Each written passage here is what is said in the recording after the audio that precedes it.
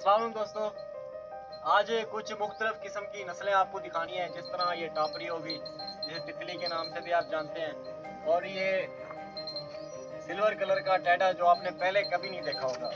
देखिए, इस तरह की चीज़ आपने पहले कभी नहीं देखी होगी।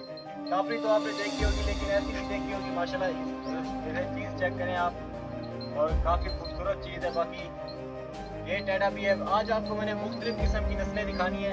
ये जो है ना मेल है, और ये 3 मंथ की प्रेग्नेंट है। माशाल्लाह टापरी बकरियों की खास बात ये होती है कि ये दूध ज्यादा,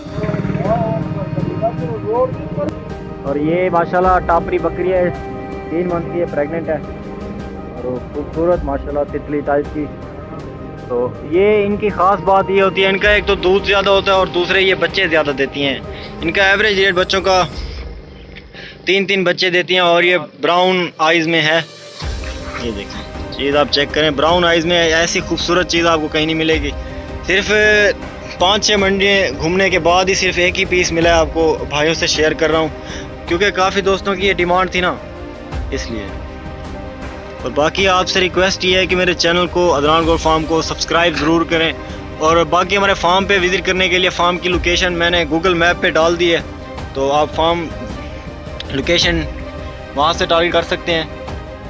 बाकी चीज़ें, बाकी जो मैंने आपको टैडी दिखाई हैं वो भी इंशाल्लाह आपको अदनान गोल्ड फार्म से मिल जाएंगी, और ये भी मिल जाएगी।